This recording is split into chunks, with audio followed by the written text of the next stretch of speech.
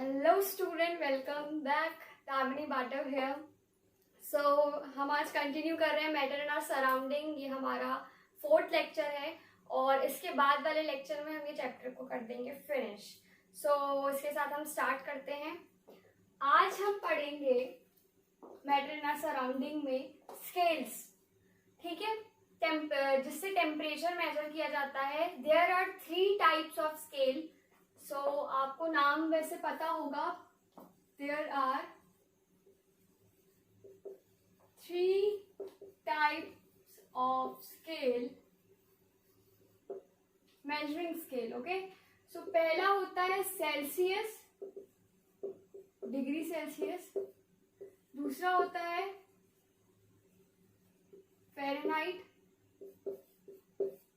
और तीसरा होता है सेल्सियस, फ़ारेनहाइट और तीसरा होता है केल्विन। ओके, के से डिनोट करते हैं इसे। सो ये तीनों मेजरिंग स्केल हैं जिससे हम टेम्परेचर को क्या करते हैं, मेजर करते हैं। अब हम ये देखेंगे कि ये तीनों में क्या चीजें कैसे रिलेट करते हैं। ये तीनों सेल्सियस, केल्विन और फ़ारेनहाइट कैसे रिलेट करते हैं। अगर हमें टेम्परेचर निकालना हो केल्विन में, ठीक है, अगर हमें केल्विन में टेम्परेचर निकालना हो, किसी ने बोला कि केल्विन में आपको टेम्परेचर फाइंड आउट करना है, तो हम कैसे निकालेंगे। अगर हमें केल्विन में निकालना है तो kelvin is equal to temperature in degree Celsius plus 273.16। ये करेंगे तो केल्विन में टेम्परेचर क्या हो जाएगा, फाइंड आउट हो जाएगा। K T is equal to T degree Celsius plus 273.16। किसमें टेम्परेचर फाइंड आउट हो जाएगा, केल्विन में, ठीक है। इसके बाद हम आते हैं, अगर हमें सेल्सियस फाइंड आउट करना है। क्या फाइंड आउट करना है, Celsius. In Celsius if we have to find temperature in degree Celsius, तो हम क्या करेंगे, डिग्री सेल्सियस के लिए T degree Celsius is equal to क्या हो जाएगा, केल्विन टेम्परेचर माइनस 273.16। ठीक है, अगर हमें डिग्री सेल्सियस चाहिए तो क्या करना पड़ेगा, केल्विन माइनस 273.16। ये केल्विन का हो गया और डिग्री सेल्सियस क्या हो गया, ये सेल्सियस का हो गया।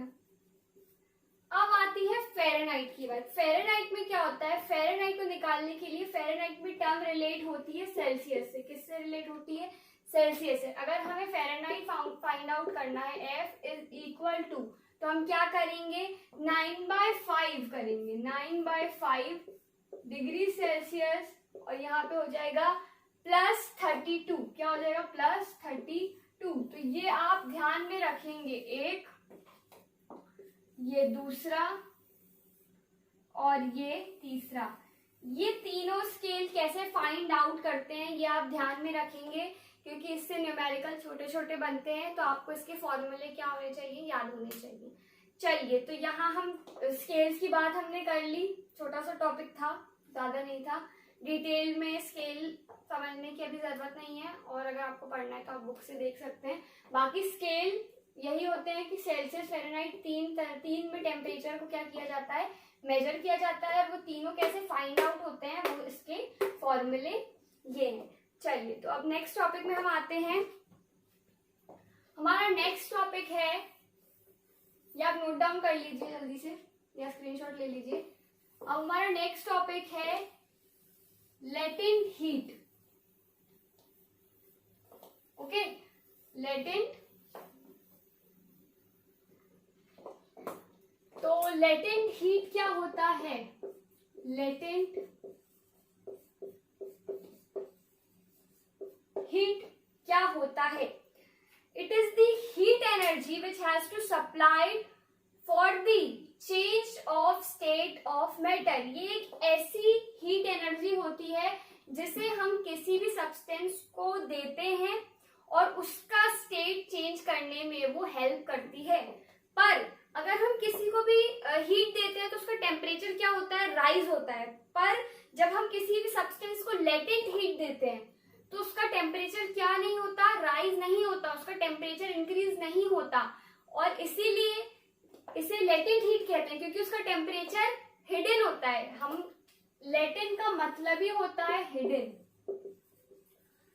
तो हिडन हीट इसे क्यों कहते हैं, लेटेंट हीट इसे क्यों कहते हैं, क्योंकि जब हम किसी भी सब्सटेंस को हीट एनर्जी देते हैं तो उसका जो टेम्परेचर होता है वो क्या होता है, इंक्रीज होता है। पर जब हम किसी सब्सटेंस को लेटेंट हीट देते हैं तो उसका टेम्परेचर इंक्रीज नहीं होता, सिर्फ उसकी स्टेट जो होती है वो क्या होती है, चेंज होती है। अब एक क्वेश्चन यहाँ पे आया कि अगर लेटेंट हीट देने से टेम्परेचर इंक्रीज नहीं होता है और सिर्फ स्टेट चेंज होती है, तो वो जो हीट हमने दी सब्सटेंस को वो कहाँ गई। ठीक है, तो इसके लिए हमें एक चीज समझनी पड़ेगी। देखो, हमने बाय चांस लिया सॉलिड, ठीक है, एक सॉलिड है कोई भी, हमने इसे हीट दिया, क्या दिया, हीट, लेटेंट हीट दी। और हीट देने के बाद इसका टेम्परेचर में कोई इफेक्ट नहीं आया है, does not effect the temperature. लेकिन लेटेंट हीट देने के बाद ये सॉलिड जो है वो लिक्विड में कन्वर्ट हो गया। किस में कन्वर्ट हो गया, लिक्विड में। तो अब क्वेश्चन इज राइज कि लेटेंट हीट कहाँ गई। अगर टेम्परेचर इंक्रीज नहीं हुआ तो लेटेंट हीट चेंज तो कर दी, पर कहाँ गई, अंडरगोज, वेयर इट अंडरगोज। सो इसका आंसर होगा कि जब सॉलिड के पार्टिकल जो कि ऐसे होते हैं, सॉलिड के पार्टिकल जो क्लोजली पैक्ड होते हैं, उसमें जब हम हीट देते हैं तो ये हीट जो होती है उसके पार्टिकल को फ्री होने में या थोड़ी उसमें मूवमेंट लाने में उसमें काइनेटिक एनर्जी प्रोड्यूस करती है। और उस काइनेटिक एनर्जी की वजह से जिसके अंदर के पार्टिकल होते हैं सॉलिड के, वो क्या होते हैं, फैलते हैं, दूर जाते हैं, जिससे कि क्या होता है, लिक्विड फॉर्म होता है। तो आपको समझ में आया कि लेटेंट हीट इसे हिडन हीट क्यों कहते हैं, क्योंकि ये बाहर नहीं दिखती, पर ये अंदर सॉलिड के अंदर पार्टिकल को दूर करने में, उसे सॉलिड से लिक्विड बनाने में क्या कर रही है, यहाँ पर हेल्प कर रही है। तो यहाँ पे आपको लेटेंट हीट समझ में आ गया होगा। इसकी अपन डेफिनेशन लिख लेते हैं। लेटेंट हीट का मतलब आपको समझ में आ गया होगा। चलिए अब इसकी डेफिनेशन हम लिखते हैं लेटेंट हीट की, कि it is the heat energy in which, this is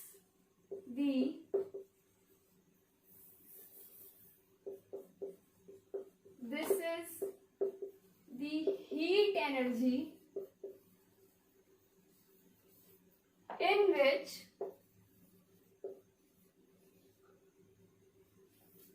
the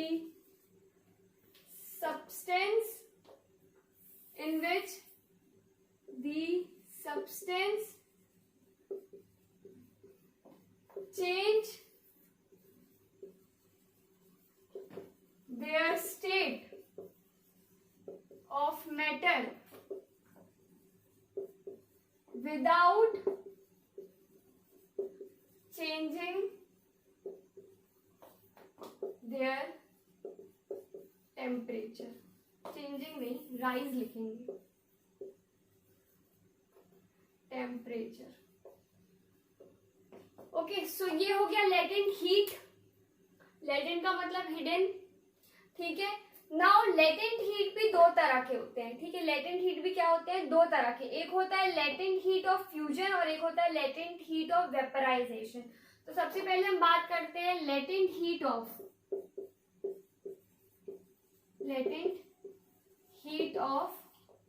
fusion और मेल्टिंग। लेटेंट हीट हमने समझ लिया क्या होता है। अब जो इसमें है, इसमें लेटेंट हीट ऑफ फ्यूजन कहते हैं the heat energy which is required to convert 1 kg of solid into liquid is known as latent heat of fusion. और without rising in temperature. Okay, तो मतलब इतनी heat, latent heat of fusion वो होती है, it is the heat energy, it is the heat energy which required to convert the 1 kg of solid into liquid. 1 kg of solid into liquid, it known as what? Latent heat of fusion melting. और eight 1 atmospheric pressure, ठीक है, atmospheric pressure पे, at atmospheric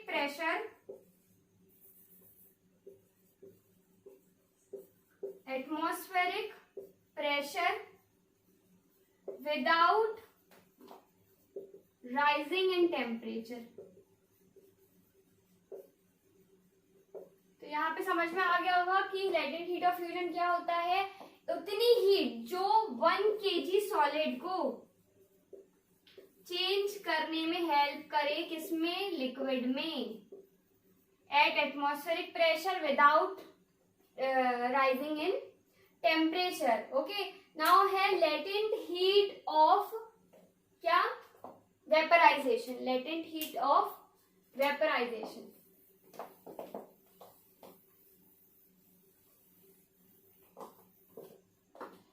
latent heat of vaporisation.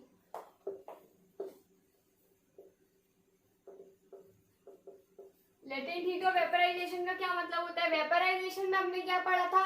Vaporisation means क्या होता है? जो liquid होता है वो किस में फॉर्म होता है? वेपर में फॉर्म होता है, उसे हम क्या कहते हैं? इनटू कन्वर्ट होता है किसमें? वेपर में, उसे वेपराइजेशन कहते हैं। तो यहाँ पे डेफिनेशन ऐसी होगी कि the heat energy which required to convert the 1 kg liquid into what? Vapor without rising in temperature.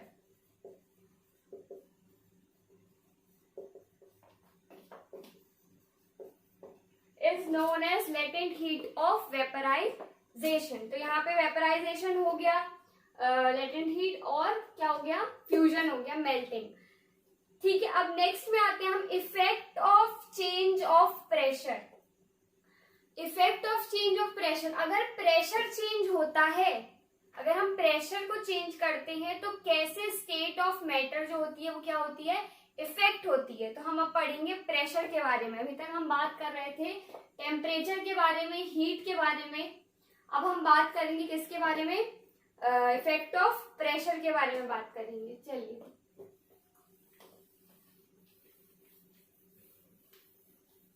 यहां तक समझ में आ गया? Effect of pressure. चलिए,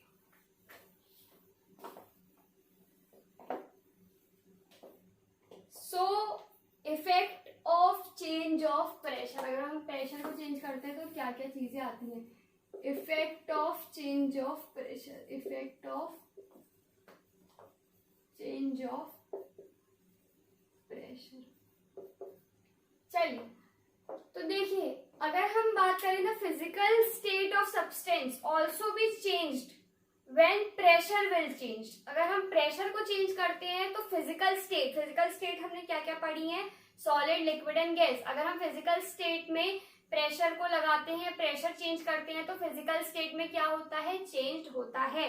अगर हम इंक्रीज करते हैं प्रेशर, सपोज इंक्रीज करने का मतलब क्या है? अगर हम प्रेशर इंक्रीज, अगर हमारे पास कोई गैस है, कोई भी गैस है हमारे पास, ठीक है, उसके पार्टिकल हमने बताया दूर दूर होते हैं, इसमें इंटरमॉलिक्यूलर फोर्स बहुत ज्यादा होती है।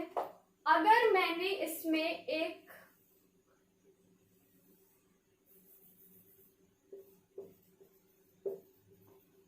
पार्टिकल, एक ऐसा कोई पाइप टाइप का लगा हटा दिया और मैं इसे पुश कर रही हूँ नीचे की ओर, तो क्या होगा, जैसे ही ये नीचे जाएगा यहां तक भी आएगा, तो जो इसके पार्टिकल होंगे गैस के वो आपस में क्या हो जाएंगे, और ज्यादा पास आ जाएंगे। उसकी वजह से जैसे जैसे प्रेशर जो होगा वो क्या होगा, इंक्रीज होता जाएगा। क्या होता जाएगा, इंक्रीज होता जाएगा। वैसे वैसे जो पार्टिकल होंगे वो पास आते जाएंगे, और जैसे जैसे पार्टिकल पास आ जाएंगे तो वो गैस से कन्वर्ट हो जाएगा लिक्विड में। क्यों हुआ ऐसा, क्योंकि फोर्स ऑफ अट्रैक्शन क्या हो गया, कम हो गया, और गैस से कम फोर्स ऑफ अट्रैक्शन किसका होता है, लिक्विड का होता है। तो लिक्विड के साथ क्या होगा, फोर्स ऑफ अट्रैक्शन कम होता है लिक्विड का, तो उसके बाद जब इसको और पास करेंगे तो फोर्स ऑफ अट्रैक्शन क्या हो जाएगा, ज्यादा। जब फोर्स ऑफ अट्रैक्शन ज्यादा होगा, प्रेशर ज्यादा हुआ, इसका मतलब क्या होगा, ये लिक्विड में कन्वर्ट हो जाएगा। It means increase in pressure become the particle increase in force of attraction. अगर हम प्रेशर को इंक्रीज करते हैं तो क्या बढ़ रहा है, फोर्स ऑफ अट्रैक्शन बढ़ रहा है। अगर हम प्रेशर इंक्रीज करते हैं, if we increase in pressure the force of attraction is also increases। समझ में आ गया। सो नेक्स्ट हम स्टार्ट करते हैं, जल्दी से इसे आप समझ लीजिए, नोट कर लीजिए, स्क्रीनशॉट ले लीजिए।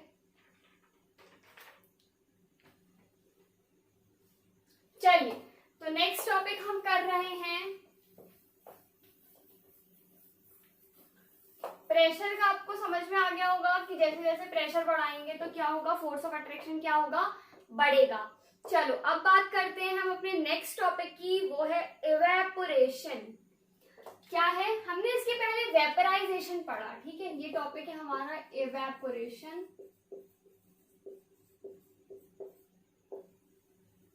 इससे पहले हमने वेपराइजेशन पढ़ा। वेपराइजेशन में क्या हुआ था, वेपराइजेशन में, इन वेपराइजेशन क्या हुआ था, जो लिक्विड था वो किस में कन्वर्ट हुआ था, गैस में कन्वर्ट हुआ था, उसे हमने क्या नाम दिया था, वेपराइजेशन। अब यहाँ पे है इवेपोरेशन।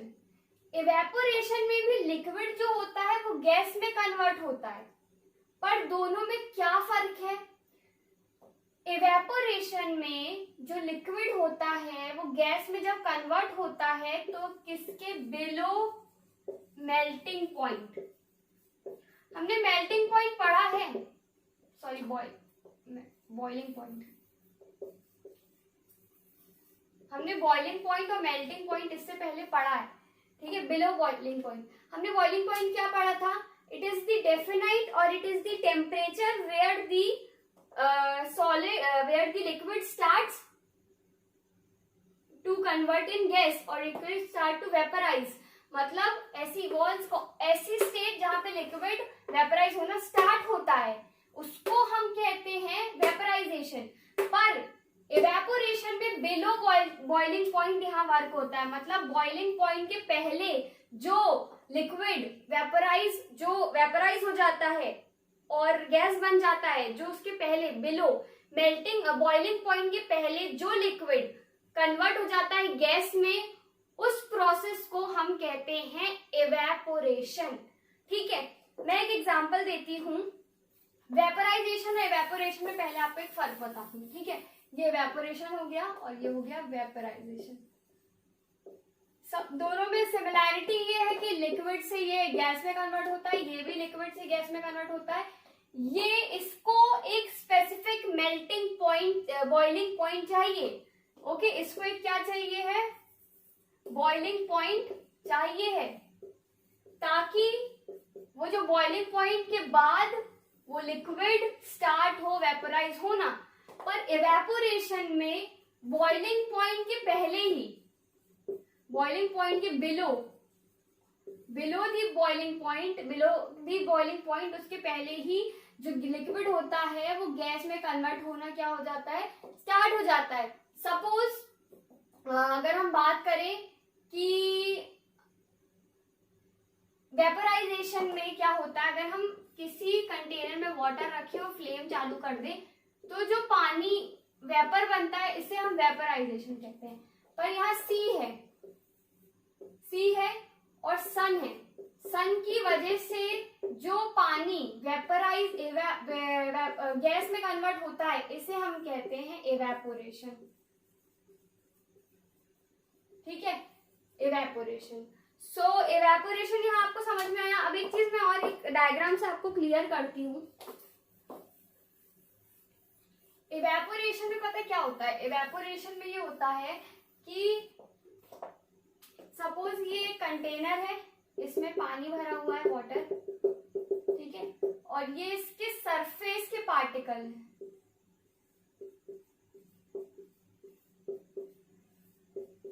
और ये जो है वो वेपर बन रहे हैं। It is a surface particle of water. ठीक है, सो द पार्टिकल जैसे जैसे इसको एनर्जी मिलेगी, किसको, हीट मिलेगी, जैसे मैंने अभी सन का एग्जांपल दिया, जैसे अगर सन की हीट पड़ रही है तो क्या होगा, इनके पार्टिकल को क्या मिली, एनर्जी मिली। एनर्जी मिलती है तो क्या प्रोड्यूस होता है पार्टिकल के बीच में, काइनेटिक एनर्जी प्रोड्यूस होती है। और जैसे जैसे काइनेटिक एनर्जी इसके बीच में प्रोड्यूस होगी तो पार्टिकल क्या होंगे, भागेंगे। हमेशा लिक्विड और गैस के पार्टिकल के बीच में एक रैंडम मोशन चलता है, हमेशा। क्यों चलता है, क्योंकि इनके पार्टिकल्स के बीच में क्या होती है, स्पेस होती है। सॉलिड के में भी चलता है पर उतना फास्ट नहीं जितना लिक्विड और गैस में चलता है। तो लिक्विड में हमेशा रैंडम मोशन चलता है। उसके बाद जब उसमें काइनेटिक एनर्जी प्रोड्यूस होती है तो उसके जो पार्टिकल है वो क्या होते हैं, भागते हैं। तो ये जो बनते हैं ये होते हैं इवेपोरेट हो जाते हैं। ये पार्टिकल स्टार्ट्स टू इवेपोरेट होते हैं, बस इवेपोरेट होने वाले हैं, ये जाएंगे, इनकी जगह फिर ये ले लेंगे। मतलब इट इज ये वैसे ही क्या होता है, it is a surface phenomenon. इसका मतलब है सरफेस फिनोमेनन क्यों कहा गया, it is a surface phenomenon. क्यों कहा गया है, क्योंकि हमेशा जो पार्टिकल है वो सरफेस में आकर ही इवेपोरेट होते हैं। इकट्ठा पूरे का पूरा बल्क इवेपोरेट नहीं होता। हमेशा पार्टिकल कहाँ के इवेपोरेट होते हैं, सरफेस पे। तो इसे हम क्या बोलते हैं, surface phenomenon. Evaporation is a surface phenomenon in which the particle convert into liquid state to vapor state with below the boiling point। ठीक है, यहाँ पे आपको क्लियर हो गया होगा evaporation। अब नेक्स्ट हम बात करते हैं फैक्टर अफेक्टिंग evaporation। ठीक है, फैक्टर, ये हमारा लास्ट है आज का, फैक्टर अफेक्टिंग evaporation। अब ऐसे कौन कौन से फैक्टर हैं जो इवेपोरेशन को इफेक्ट करते हैं। ठीक है, चलिए, effect, the factor affecting evaporation.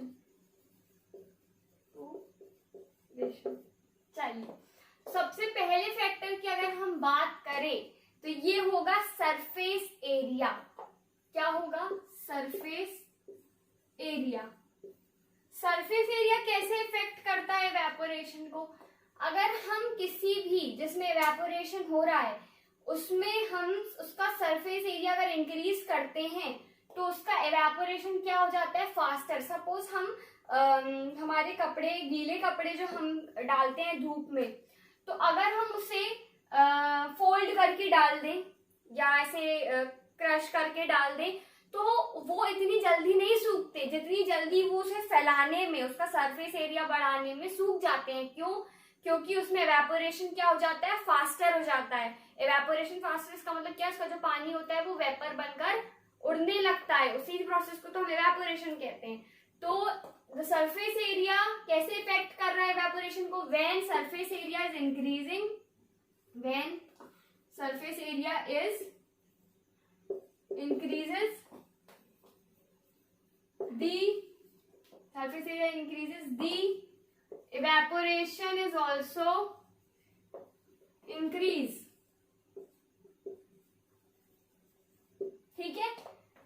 ये समझ में आया। अब उसका दूसरा फैक्टर है टेम्परेचर, ठीक है, क्या है, टेम्परेचर।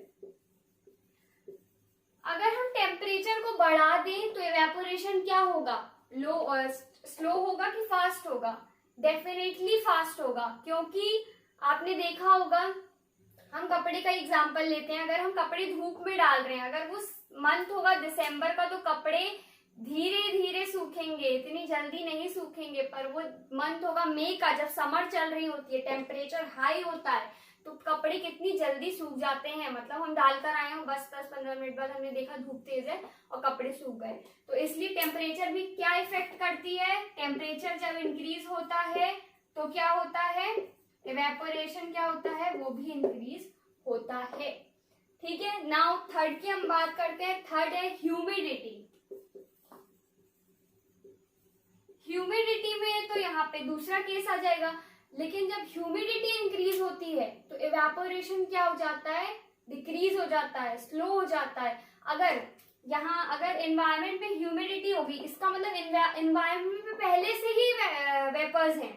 ह्यूमिडिटी का क्या मतलब होता है कि हल्का सा गीलापन एटमॉस्फेयर में, तो पहले से अगर वेपर होंगे तो वो वेपर को खत्म करने के लिए पहले तो वो वेपर एवेपोरेट होंगे, फिर पूरे एवेपोरेट होंगे, तो उसके बाद फिर हमारे जो इवेपोरेशन कर रहे हैं फिर वो इवेपोरेट होंगे, तो इससे इवेपोरेशन का क्या रेट हो जाता है, डिक्रीज हो जाता है। तो ह्यूमिडिटी क्या होती है, इसीलिए रेनी सीजन में कपड़े बहुत ज्यादा जल्दी नहीं सूख पाते, क्योंकि जो एनवायरनमेंट होता है उसमें ह्यूमिडिटी बहुत ज्यादा होती है, वेपर्स पहले से ही होते हैं, तो इसलिए कपड़े इतनी जल्दी नहीं सूख पाते। तो ह्यूमिडिटी जब इंक्रीज होगी तो इवेपोरेशन कैसा होगा, डिक्रीज होगा।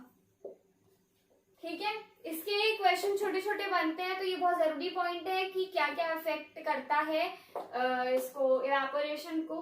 चलो चौथा पॉइंट है इसका विंड स्पीड। विंड स्पीड कैसे इसको करती है, विंड स्पीड मैं यहाँ पे रख कर देती हूँ। विंड स्पीड,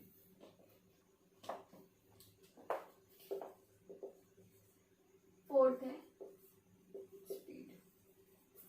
अगर विंड स्पीड ज्यादा होगी, अगर हवा तेज चलेगी तो क्या होगा, हम सपोज ये हमारा जिससे में हमें इवेपोरेट करना है, ये वो है, ठीक है, यहाँ हवा चल रही है, यहाँ पे अगर इवेपोरेशन या यहाँ पे इवेपोरेट होता जा रहा है और ये विंड उसे उड़ाती जा रही है। अगर विंड स्पीड ज्यादा होगी तो इवेपोरेशन जो पार्टिकल होंगे वो भी क्या होंगे, बहुत तेज फ्लो होंगे, और उसकी वजह से क्या होगा, विंड स्पीड बढ़ेगी, तो इवेपोरेशन विल बी इंक्रीजेस। तो इवेपोरेशन विंड स्पीड के साथ बढ़ता है। If wind speed is increases, the evaporation is also increases।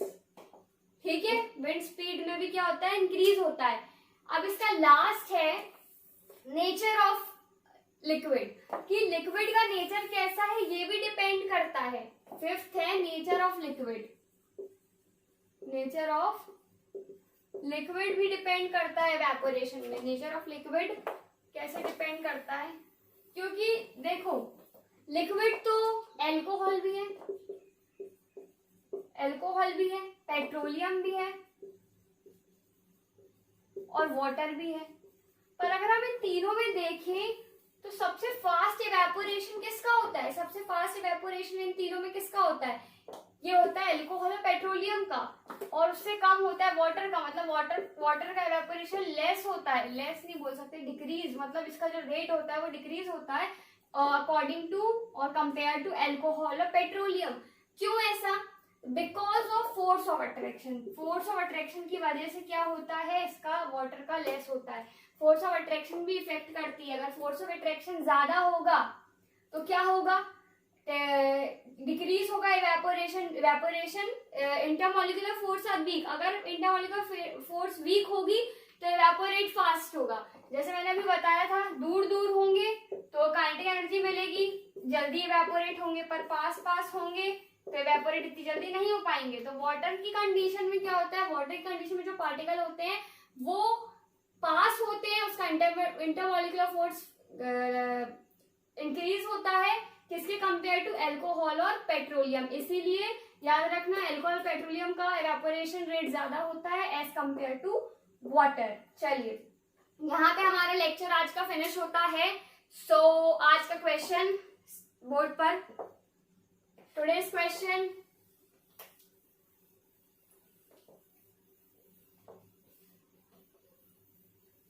एक लेक्चर और बचा है, अपन ये चैप्टर को कल फिनिश कर देंगे, ठीक है।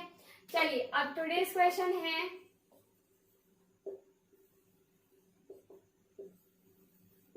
Today's question is why evaporation is question why evaporation is faster when water is kept under a fan. Okay, this is a question. So चलिए आज का लेक्चर यहाँ फिनिश होता है। Thank you so much for the video and like, subscribe and share with your friends, and if you have any doubt so please comment in comment section. Thank you so much.